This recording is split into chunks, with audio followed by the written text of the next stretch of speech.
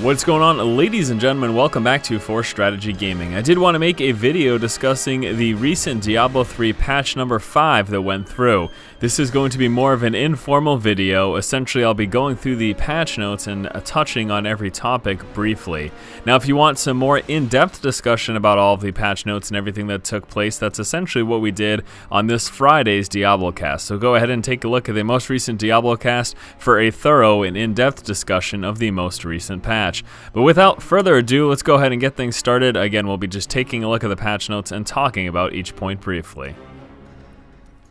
First and foremost, I do want to mention that the Cauldron of Jordan is no longer in the beta. It has not been removed from the game itself, but will be rewarded after you defeat the Skeleton King. So although in the beta prior to patch number 5, you did receive the Cauldron of Jordan before killing off the Skeleton King, once the game goes live, you'll be getting it after, so as such, it is no longer currently available. As with most major patches, there has been a full character wipe for this beta, so any of the characters that were around prior to this beta, they're no longer there. In addition to that, there's been a major change in terms of skill swapping. Now, in order to swap skills, you actually require use of the Nephilim Altar. Now, the Nephilim Altar is going to be located in New Tristram, as well as various hotspots or key locations throughout the game. And essentially what will happen is you have to run up to and click on the altar, and that will open up the skill UI, allowing you to switch out your active and passive skills. Now, it is important to note that it is not just in towns that the Nephilim Altar will be. In fact, specifically in the beta, the Nephilim Altar is also found at the beginning of Cathedral Level 1. So yes, we are no longer allowed to swap skills on the fly, and you require a Nephilim Altar in order to do so. There have been some tweaks to Quest. Gold reward from Quest has been significantly reduced. In addition to that, experience rewarded from Quest after level 4 is now based on the number of mobs you'd have to kill to earn the same amount of experience, rather than just being a strict percentage of a level. So in the past, it used to be the case that Quest rewards, experience-wise, were giving you a percentage of your level. Instead of that percentage, it's going to be, say, 30 or 40 monsters killed. I'm just making up a number there. And then whatever level you are, that number, that's the experience that you would get relative to how much you would get killing monsters at that level. So again, it's a change from a set percentage to scaling with your level depending on the XP gain from monsters killed. And again, that whatever set number they end up choosing for that. Next changes made about were skill changes. There have been new passive skills added for all classes, and that's something we'll be mentioning briefly later on. Also, there's been a significant reduction in effectiveness of area of effect abilities. So area of effect skills no longer do as much damage across the board. There was a damage reduction on that. But on the flip side of that, all single target skills for all classes have had their damage increased. So while the area of effect is less effective now, the single target is more effective. All skills are now also based off of weapon damage. This is going to really alter how the casters play out prior, as opposed to the way it was prior. And again, that is something I'll be mentioning momentarily in the future as well. Now, in just talking briefly on the area of effect versus single target change, my assumption is this: if we look at late game Diablo, area of effect is basically all everyone used. You would just spam AoE, and it's the quickest way to clear rooms, essentially. So by cutting back preemptively on how effective area of effect damage is, I think what Blizzard is doing here is they're making it so that it'll take longer to reach that point. Because again, ideally, it is most likely that all classes, when we're talking about PvE, will be going with some sort of area of effect ability, because it doesn't make a lot of sense in a game like Diablo to be single targeting everything. Area of effect is just a lot more efficient. So until we get to that point where it's going to be really efficient, it's just going to take a little bit longer. They want us to kind of use both single target and AoE, but again, ideally at the end game, we'll probably just be spamming AoE because it's the easiest and quickest way to kill things. The user interface did receive a major overhaul as well. General art and usability, there have been improvements on that. Even just the login screen and everything, it's just looking phenomenal. Really polished now. Artistically, game's looking a lot better. In addition to that, I do want to mention that I didn't see it in the patch notes, but anti-aliasing was added, and the game is looking much more crisp and clean right now because of that. So anti-aliasing was added to the graphics selection, and that's really awesome as well. Again, it's just looking a lot nicer. All right, now we'll be moving on to the class-specific portion of this recent patch. Starting off with the Barbarian. The Barbarian has had some active skill changes. Fury generators have received a tuning pass in the sense that Bash, Cleave, and Frenzy now generate more Fury, whereas the other Fury generators generate less. So we look at Bash, Cleave, and Frenzy. Those are your typical attacks as the Barbarian. That's generally what you use to build up Fury. Now there are other Fury generators like Leap Attack and Ground Stomp, but they want to make it so that most of your Fury generation is coming from a basic attack, actually hitting an enemy, as opposed to using something like Leap Attack or Ground Stomp. And that's basically why I think they made that change. In addition to that, some just various balance changes. Battle Rage had its damage bonus reduced from 30 to 20%. Revenge, the chance for this ability to activate has been increased from 10 to 15%. And Weapon Throw got a pretty big change. The Fury cost was cut in half from 20 to 10 Fury, but the damage at the same time was also reduced from 210 to 180. So although for the same amount of Rage, if you did Weapon Throw twice, since it now costs 10 Fury, for the same amount of Fury, you're doing a lot more damage. At the same time, it's over a longer period of time. So it's something to consider. You have to hit twice with it, as opposed to hitting once for 20 Fury, dealing 210. You would have to hit twice to do 180 times 2, which of course would be 360%. But again, just some various balance changes. New passive skill for the Barbarian is going to be Nerves of Steel. This unlocks at level 12 and increases your defense is increased by 25% of your vitality. So this is kind of a tanky type of ability for the Barbarian.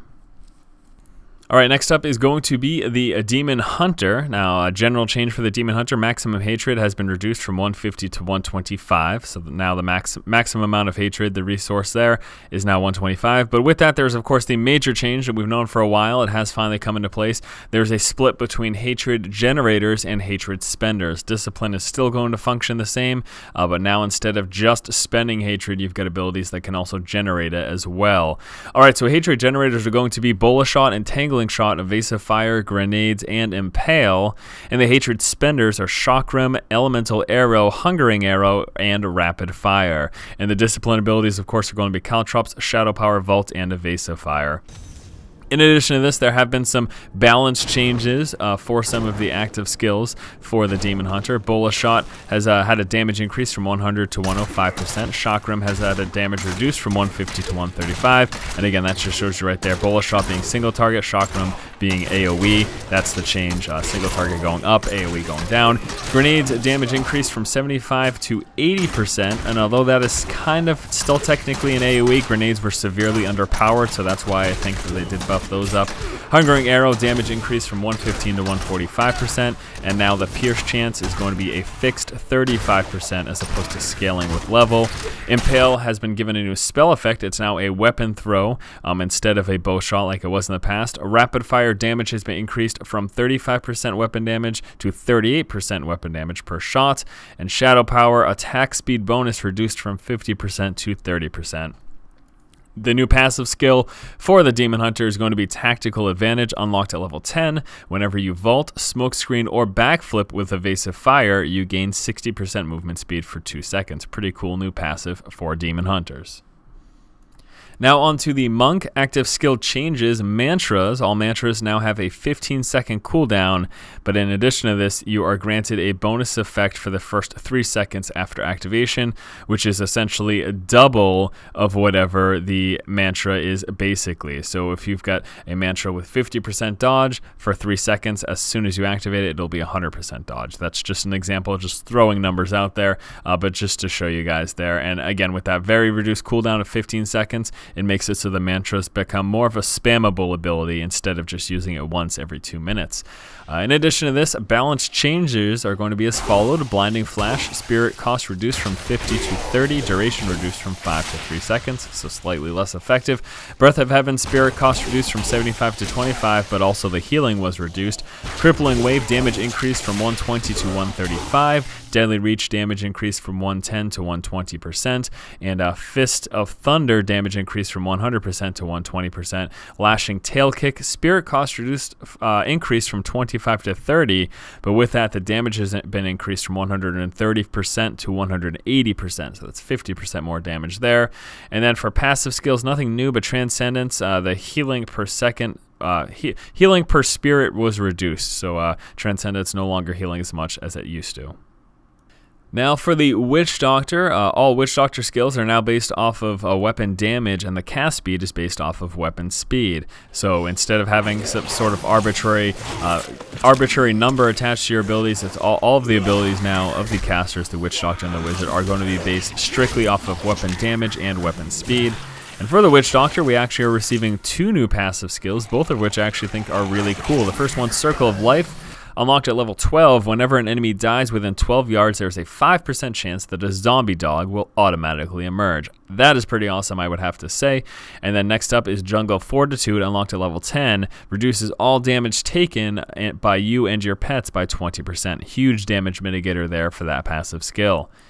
Next up is the Wizard active skills. Now, same thing with the Witch Doctor. All of the Wizard skills are now based off of weapon damage, and all of the speed based off of the weapon attack speed. Also, the order in which skills are awarded from level 6 to 13 has been adjusted for the Wizard. It's going to work so that you're unlocking offensive and defensive abilities in alternating order. Passive skill for the Wizard, the new one we're seeing, is called Critical Mass. At level 12, it is unlocked. Your critical hits reduce the cooldown of your spells by 1 second. Next on the list, we have got some follower updates here. For the skills Guardian, the ability now unlocks at level 20 instead of level 5. For the heal for the Templar, healing provided by this ability will now scale properly. When activated, the ability will heal you for 1/4 of your total life every 15 seconds, and you will only heal when a player is below 50% health, down from 67. Intimidate, the slow has been reduced on that from 80% to 50% for the Templar. Intervene is now the new name for Taunt. It unlocks at level 5. The radius of the monster is reduced from 30 to 10 yards. Duration reduced from 10 seconds to 5 seconds. Will now only cast when a player is below 50% health, and the cooldown has been increased from 15 seconds to 30 seconds. And then Loyalty, life regeneration of this ability will now scale properly. Item changes that took place with the patch. Players now will be starting with 5 health potions as opposed to, I believe it started with 1 before this. Here's a major change. Health globes now heal you over 1.5 seconds rather than 5 seconds. So what that means is you pick up a health globe and you're healed for the full amount within 1.5 seconds as opposed to a full 5 seconds as it was in the past. This is making health globes basically top you off much more quickly. It's making them a lot more effective, and that's really a major change, almost a little bit over doubling the speed of which you recover health from health globes. The number of chests, shrines, and other interactable items, such as bookcases and loose stones, have been greatly reduced across the entire game. This is certainly a major change as well. Essentially, besides all the monsters that you're killing for loot, you can pick up chests and bookcases and loose stones as well to possibly get loot as well as gold.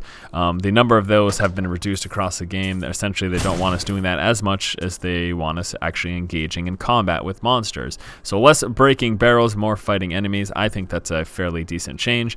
Items sold from vendors will now be at least 1 item level lower than those that are currently available to a player via drops from monsters. What does this mean? Essentially, what this is going to mean is that items sold from the vendors will be scaling with you as you level. So if you happen to not have upgraded a certain piece of gear in say about 5 or 10 levels, I'm just again throwing numbers out there, if it's been a while since you've upgraded a piece of gear, it is very probable that a vendor will be able to sell you something that would be an upgrade for you. Let's say I pick up a pair of boots at level 20 and I keep playing, level 25 comes around, I have not replaced my boots, but I've replaced other pieces of gear. I go to a vendor, he sells boots that are going to be equivalent to level 24 monsters. Again, at least 1 item level lower than those that are currently available to you as an individual. So it's very probable that the level 24 boots that would be selling from the vendor, while I am a level 25 character, can be better than the level 20 boots that I picked up a while back. So again, this is going to be kind of scalable gear with you to supplement item pieces that you're not picking up yourself. Next up, the level of an item is now much more likely to match or be close to the level of a monster from which it dropped, and the affixes that appear are much more likely to be from the upper range rather than the lower range. And this is kind of a basic thing. Basically, the probability of getting a really high-end item or a really low-end item from a monster is no longer there. If you're killing a level 30 enemy, you're likely to get level 30 equivalent gear, as opposed to somehow picking up a level 40 equivalent gear, or even worse so, picking up like a level 20 equivalent gear. Next up, changes for weapons. Several significant changes have been made to weapons and weapon damage, and this is actually going to coincide with the fact that casters have now their all of their skills based off of weapon damage. They've kind of scaled the differences between one-handed and two-handed. So the damage bonus granted to a two-handed weapon over a one-handed weapon has been reduced from 15% to 38%, from level 1 to 60 to 13% to 32%. So the range used to be 15 to 38% increased damage from a one-hand to two-hand equivalent, and now it is only 13 to 32%. So this is making two-handed weapons, although stronger, not as stronger than one-handed weapons are. In addition to this, Wand's attack speed has been increased from 1.2 to 1.4. Quivers, orbs, and mojos will now always come with plus min-max damage.